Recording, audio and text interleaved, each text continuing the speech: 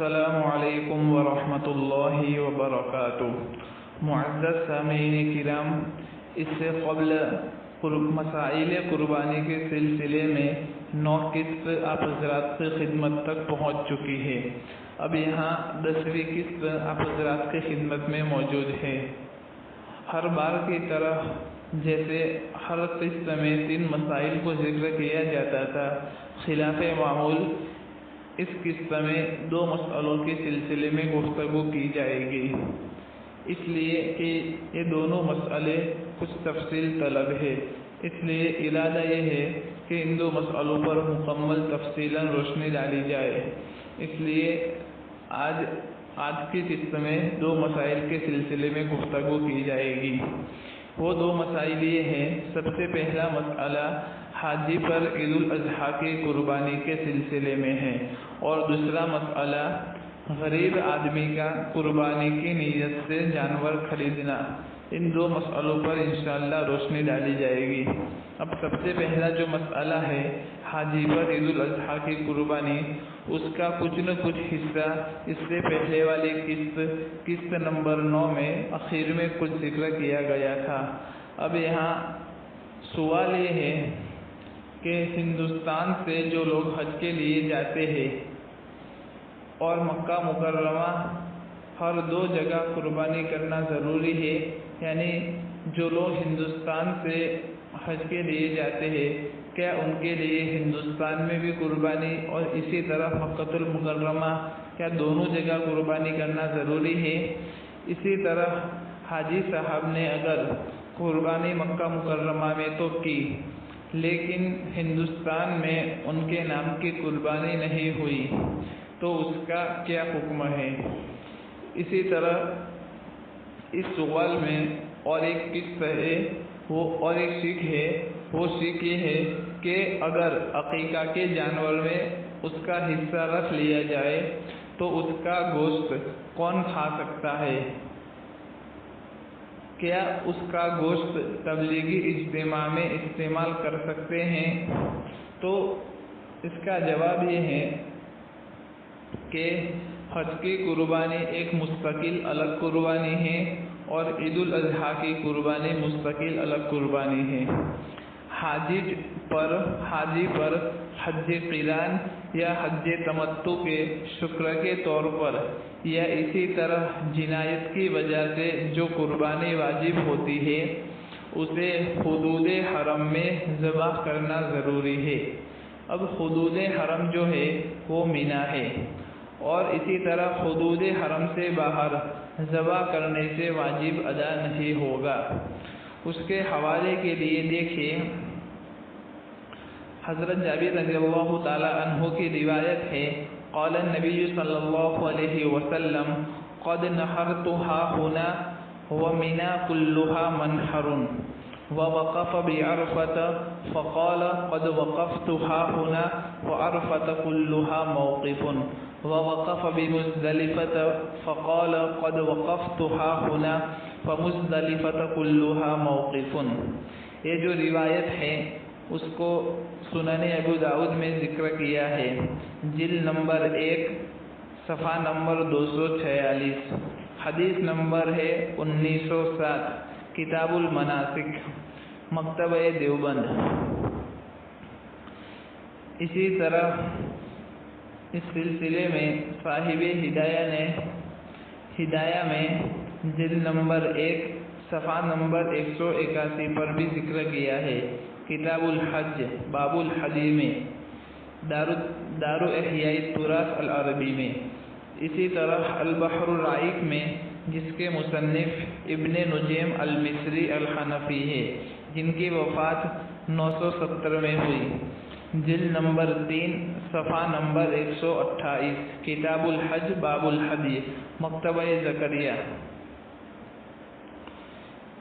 اسی طرح اور اگر جو قربانی کر رہا ہے وہ صاحب استطاعت مقیم ہے تو اس شخص پر قربانی واجب ہوتی ہے۔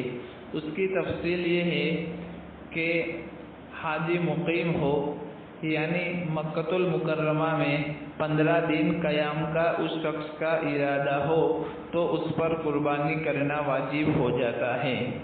उसके लिए हवाला बदायुस सनाए जिल्द नंबर 5 सफ़ा नंबर 63 किताबुल उज़हिया। इसी तरह अल-फतावा अल-हिंदिया जिल्द नंबर 5 सफ़ा नंबर 292 किताबुल उज़हिया। अल-बाबुल अव्वल फ़ी तफ़सीरिल उज़हिय्यति व रुकनिहा व सिफ़तिहा व शराइतिहा व हुक्मिहा, मकतबे दारुल फ़िक्र। और अगर वो शख्स कुर्बानी करने में हाजी को इख्तियार है कि उसे हुदूद हरम में करे या अपने वतन में करे, और अगर किसी वजह से कुर्बानी के दिनों में ईदुल अज़हा वाली कुर्बानी नहीं कर सका, तो अगर जानवर खरीद चुका है तो उसी को सदका कर दे, और अगर जानवर नहीं खरीदा है तो एक जानवर की कीमत या एक जानवर का सदका कर दे। उसके सिलसिले में उसके हवाले के लिए हिदाया, जिसके मुसन्निफ अबुल हसन बुरहानुद्दीन है, जिनकी वफ़ात 593 जिल्द नंबर 4 सफ़ा नंबर 358 किताबुल उज़हिया अला मन तजिबुल उज़हिया, मकतबे इह्याउत-तुराथ अल-अरबी बेरूत से। इसी तरह अल-बहरुर राइक़ जिल्द नंबर 8 सफ़ा नंबर 200 किताबुल उज़हिया। अब जो इस सवाल के अंदर दूसरी शिक थी कि अगर अकीका के जानवर में उसका हिस्सा रख लिया जाए तो उसका गोश्त कौन खा सकता है, क्या उसका गोश्त तबलीगी इज्तिमा में इस्तेमाल कर सकते हैं, तो उसका जवाब ये है कि अकीका के जानवर में अय्याम कुर्बानी के अलावा दूसरे दिनों में कुर्बानी का हिस्सा रखना दुरुस्त नहीं है। हाँ, अगर कुर्बानी के दिनों में बड़े जानवर में कुर्बानी और अकीका दोनों के हिस्से रखना दुरुस्त है। और इसी तरह के जिस शख्स की तरफ से कुर्बानी की गई या अकीका किया गया तो उसकी सराहतन या दलालतन इजाज़त से उसके हिस्से के बकदर गोश्त तबलीगी इज्तिमा में इस्तेमाल भी किया जा सकता है। इसके लिए हवाला अल-फतावा अल-हिंदिया जिल्द नंबर 5 सफ़ा नंबर 300 किताबुल उज़हिया अल-बाबुल खामिस फ़ी बयानी महल्ली इक़ामतिल वाजिब, मकतबे दारुल फ़िक्र। व यहिबु मिन्हा मा यशा लिल गनी वल फ़क़ीर वल मुस्लिम वज़्ज़िम्मी वलौ तसद्दक़ बिल कुल्ली जाज़ वलौ हबिसल कुल्ल लिनफ़्सिही जाज़। ये इबारत फतावा हिंदिया की है। और इसी तरह अगर हाजी ईद से 15 दिन पहले मक्का मुकर्रमा नहीं पहुँचा या 15 दिन पहले पहुँचा लेकिन मक्का मुकर्रमा में मुसलसल 15 दिन ठहरने का इरादा और कस्द उस शख्स का नहीं है, तो मदीना मुनव्वरा या किसी और जगह जाने का उस शख्स का इरादा है, तो गोया वो हाजी ईद से पहले मुसाफिर है, लिहाजा उस शख्स पर मुसाफिर होने की वजह से ईद की कुर्बानी वाजिब नहीं होगी। इस सिलसिले में वज़कर फ़िल असली वक़ाल वला तजीबुल उज़हिय्यतु अलल हाजी व अराद बिल हाजी अल मुसाफिर फ़अम्मा अहलु मक्कत फ़तजिबु अलैहिम अल उज़हिय्या व इन हज्जु।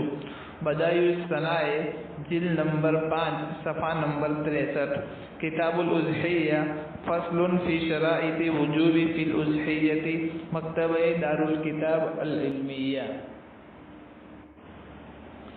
इसी तरह जो दूसरा मसला था गरीब आदमी का कुर्बानी की नीयत से जानवर खरीदना, एक शख्स का इस आखिर तक एक सवाल पहुंचा है, सवाल तहरीरी शक्ल में है, वो सवाल में मुकम्मल आपको सुनाना चाहता हूँ।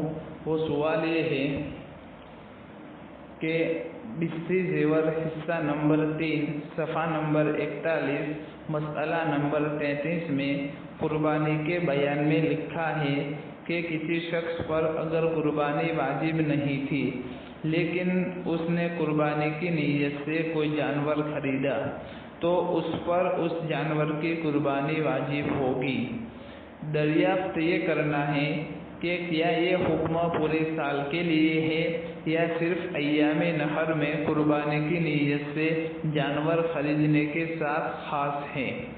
غریب آدمی کہ جس پر قربانی واجب نہ تھی، اس نے اگر ایام نحر میں قربانی کی نیت سے کوئی جانور خریدا یا خود اس کے پاس اس کا ذاتی کوئی جانور تھا اور اس نے اس کی قربانی کی نیت کر لی، تو بعض لوگوں کا کہنا ہے کہ ایام نحر میں اگر کسی غریب آدمی نے قربانی کی نیت سے کوئی جانور خریدا یا اس کے پاس اس کا ذاتی کوئی جانور تھا اور اس نے اس میں جانور میں ایام نحر میں قربانی کی نیت کی، تو اس پر قربانی واجب ہو جائے گی۔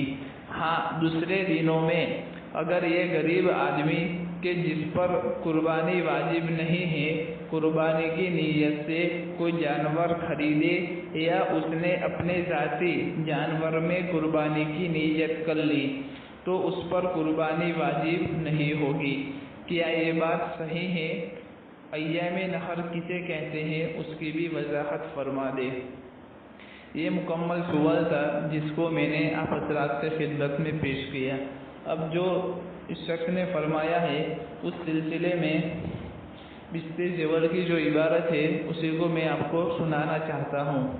بستی زیور حصہ نمبر 3 صفحہ نمبر 35 مسئلہ نمبر 33 قربانی کا بیان باب نمبر 19۔ اس میں لکھا ہوا ہے کسی پر قربانی واجب نہیں تھی لیکن اس نے قربانی کی نیت سے جانور خرید لیا، تو اب اس جانور کی قربانی واجب ہوگی۔ یہ مکمل سوال تھا جس کو میں نے آپ حضرات کے سامنے بیان کیا۔ اب اس کا جواب یہ ہے کہ اگر کوئی غریب آدمی قربانی کی نیت سے کوئی جانور خریدے گا تو اس پر قربانی واجب ہو جائے گی، کیونکہ غریب آدمی کا قربانی کے لیے جانور خریدنا منت ماننے کے مترادف اور منت ماننے جیسا ہے۔ اسی کو بدائع الصنائع میں علامہ کاشانی رحمۃ اللہ علیہ نے لکھا ہے کہ غریب آدمی کا قربانی کی نیت سے کسی جانور کو خریدنا یہ منت ماننے کے مترادف ہے، جیسے لِأَنَّ الشِّرَاءَ لِلْأُضْحِيَّةِ مِنَ الْفَقِيرِ كَالنَّذْرِ بِالتَّضْحِيَّةِ بدائع الصنائع جلد نمبر 5 صفحہ نمبر 68 کتاب الاضحیہ فصل فی انواع کیفیت الوجوب مکتبہ دار الکتاب العلمیہ بیروت۔ اسی طرح فتاوی عالمگیری جس کو فتاوی ہندیہ کہتے ہیں اس میں لکھا ہوا ہے کہ قربانی دراصل 2 طرح کی ہوتی ہے، ایک تو واجب اور اسی طرح دوسری نفل قربانی۔ قربانی مالدار پر واجب ہے، اگر کسی غریب نے بھی اس کی منت مانی تو اس پر بھی واجب ہو جائے گی۔ دراصل تو قربانی مالدار شخص اور صاحب حیثیت اور صاحب استطاعت پر ہی واجب ہے، لیکن اگر کوئی شخص غریب شخص نے منت مان لی تو اس پر قربانی واجب ہو جائے گی۔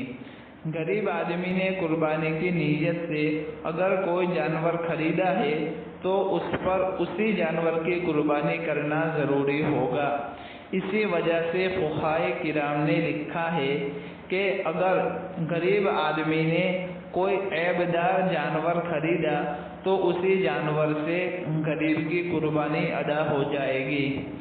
مالدار نے قربانی کی نیت سے کوئی جانور خریدا، اس کے بعد اس نے اس جانور کو بیچنے کا ارادہ کیا تو اس کے لیے بیچنا جائز ہے۔ یہ صرف مالدار کے لیے جائز ہے، غریب کے لیے جائز نہیں ہے، اس لیے کہ غریب نے منت مانی ہے، لیکن غریب کے لیے قربانی کی نیت سے خریدا ہوا جانور بیچنا جائز نہیں ہے۔ اس کو فتاوی ہندی یا فتاوی عالمگیری میں اس کو ذکر کیا گیا ہے۔ جلد نمبر 5 صفحہ نمبر 291-292. کتاب الاضحیہ الباب الاول فی تفسیر الاضحیۃ ورکنها وصفتها وشرائطها وحکمها، مکتبہ دارالفکر.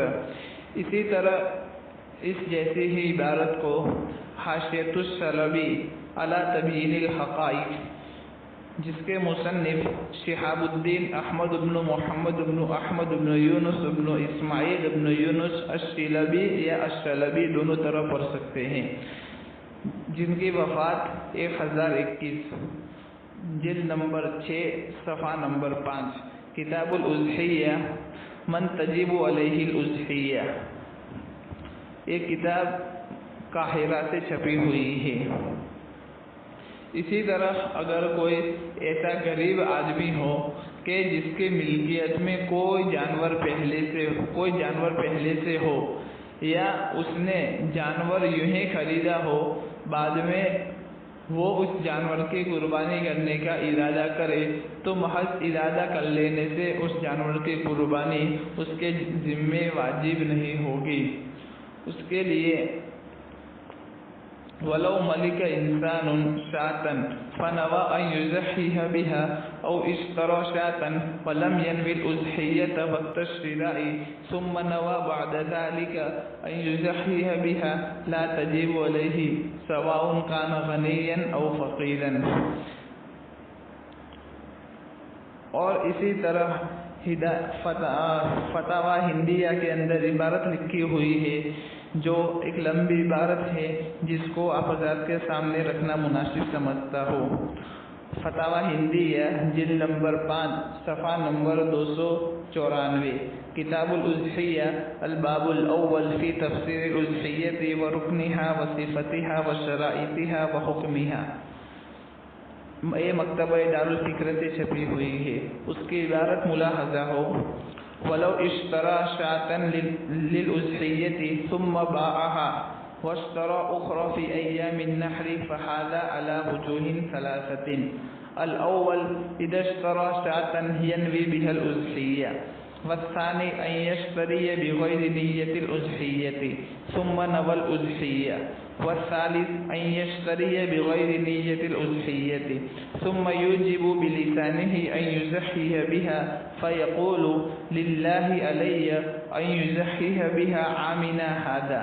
وفي الوجه الأول في ظاهر الرواية لا تصير أضحية ما لم يجبها بلسانه. وعن أبي يوسف رحمه الله تعالى عن أبي حنيفة رحمه الله تعالى أنه تصير أضحية بمجرد النية كما لو أوجبها بلسانه، وبه أخذ أبو يوسف رحمه الله تعالى وبعض المتأخرين. یہ عبارت فتاوی ہندیہ کی ہے. اور اسی طرح فتاوی قاضی خان علی حامش الہندیہ جلد نمبر 3 صفحہ نمبر 346 پر بھی یہ عبارت موجود ہے. اس لیے بستری زیور کا مسئلہ اپنی جگہ پر درست ہے. چنانچہ غریب آدمی نے قربانی کی نیت سے ایام نحر یعنی 10ویں ذی الحجہ، 11ویں ذی الحجہ اور 12 ذی الحجہ کو کوئی جانور خریدا یا اس سے پہلے خریدا تو اس غریب پر قربانی واجب ہو جائے گی اور جانور کو بیچنا جائز نہ ہوگا. فقط واللہ اعلم بالصواب. السلام علیکم ورحمۃ اللہ وبرکاتہ.